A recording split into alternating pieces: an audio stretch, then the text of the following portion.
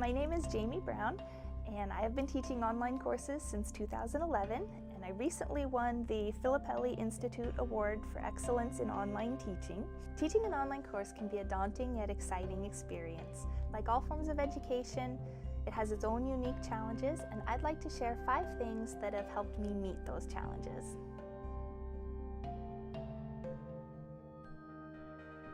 So the first one is be present. I typically like to send 2 announcement emails each week. I realized from experience that it's also important to make sure that students are receiving those announcements. You might want to email everybody at the beginning of the semester and let them know how they can make sure they are subscribed to announcements or that they have their notifications turned on so that they are receiving those announcements you send.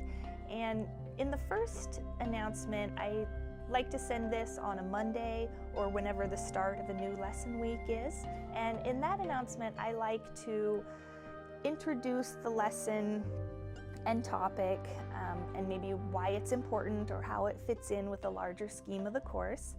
And I let students know what they should be doing that week. So which chapters they should be reading in the textbook, which lesson videos they should watch, which practice problems they should be working through. And then the other thing I do is I emphasize upcoming assignments and deadlines, and then remind students that they can email me or post in the discussion forum if they have any questions. So the second announcement that I send is typically maybe on Friday or towards the end of a lesson week. This is often maybe just a couple days before an assignment is due, and this primarily serves as a reminder to emphasize the upcoming due date and which assignment is due, and I like to make this as clear as possible. I will, write out everything. Homework 2 is due on Sunday, September 8th at 11:59 p.m. Eastern Time, just to make sure there is no ambiguity for what's coming up due and when.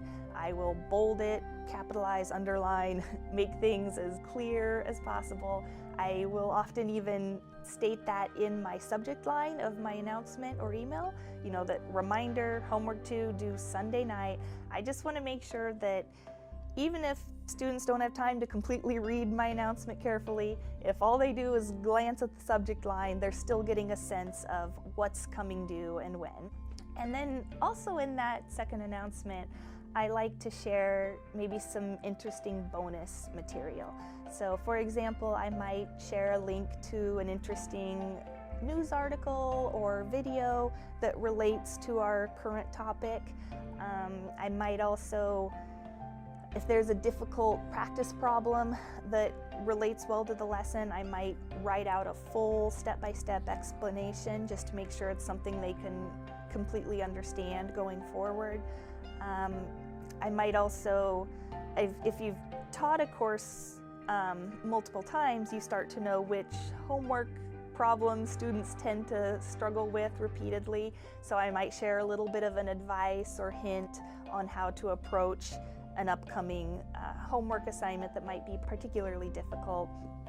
So I just kind of like to share a little bit of extra bonus something material in that second announcement. I also strive to provide prompt, clear, and helpful responses to student questions. Often with an online course, a lot of your work is responding to student emails, student questions in the discussion forum. And so I like to be very careful and detailed in my responses to students. I often draft my response in a Microsoft Word document first, and then I can, proofread or edit that response for content and clarity and tone, just to make sure everything is, exactly the way I want to say it. And another advantage of saving these responses in a Word document is that often students tend to struggle with the same issues, the same certain concepts or the same questions in an assignment. And then if somebody else asks a very similar question, you can kind of use that response that you've already given to someone else as a framework to save you some time when replying to their question. I also try to respond to questions within 24 hours if possible, and often it will be even quicker than this, maybe within a few hours. But one advantage of doing this is that students might be stuck on a concept or stuck on a part of the assignment, and they have a question and they can't move forward until they get an answer to that question. So, replying relatively quickly, helps address the problem. It enables students to move forward, continue working on the assignment or on the lesson topic. And students also seem to really appreciate prompt responses to their questions and emails that are answered relatively quickly.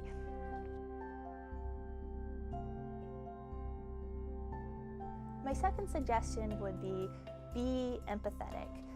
World Campus students tend to have a lot going on. They might work full-time, they may be taking care of a family, or they might have military obligations. So just keep that in mind, that there may be some occasional times where a student can't submit everything by its due date or on time. Often I will build that into my course, so I will set the course up in a way that kind of allows for some flexibility. So for example, I will drop the lowest 2 quizzes and the lowest 1 homework score, and that kind of makes it so that it's okay if a student needs to miss an occasional assignment. However, I will provide special exceptions or extensions if necessary.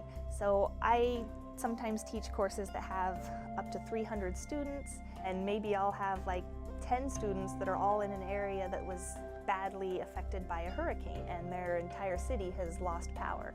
So, that's kind of a special case where, even though maybe the general course policy might be, no extensions, submit everything by the due date, I will provide, an exception for those students in that case.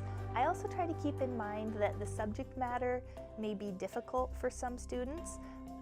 I teach economics courses where there's some math involved, and often I'll have students that the last time they had a math class was 30 years ago when they were in high school.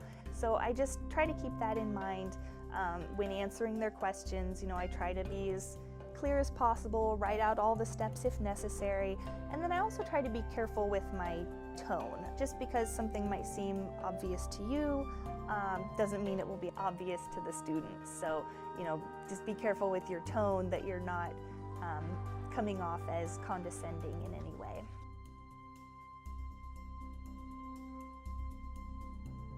So the third thing is be patient. I have found that the bulk of my work in terms of emails and questions tends to come from a very small minority of students.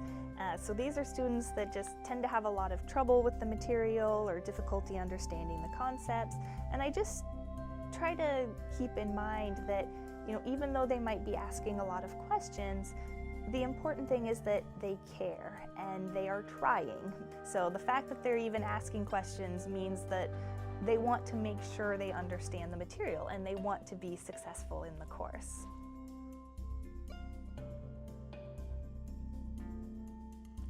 So the fourth suggested practice is be knowledgeable. Now, I know if you're teaching an online course, you're clearly knowledgeable in your field, but it's important to be knowledgeable about the course itself as well. So this is especially important if you are teaching a course where you were not the course author. It's important to read the textbook chapters that the students are going to be reading, work through all the practice problems, watch the lesson videos, work through all the assignments, the homework and the quizzes, basically doing everything just as you would if you were a student taking the course, just to make sure you're very familiar with the course itself, how it's set up, what students are being exposed to, and the methodology or approaches that are used in that course. And another advantage of doing this is that it might help you discover and then fix any minor errors or typos. So if there's a little typo or something in a test bank question, if you can find it first and fix it, then it prevents it from being an issue when students might encounter it later.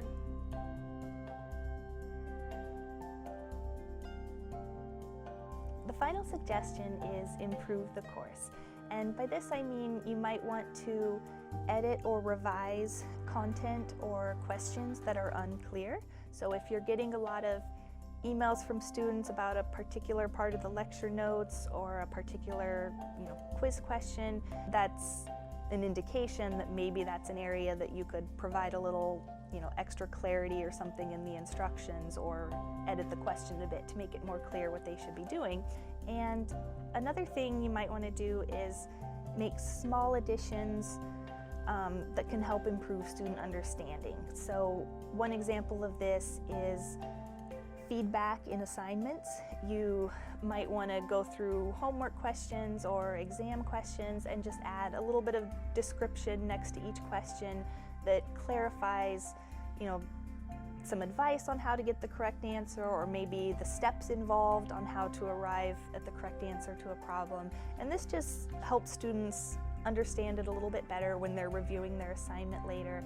Added benefit of doing this is that if you can provide a little extra clarity within the assignments and within the feedback, then that can also maybe reduce the number of emails or questions that you get from students. That concludes our video on some of my suggested practices for teaching an online course. I hope you found this video resource useful and informative. Thank you for your time and have a great day.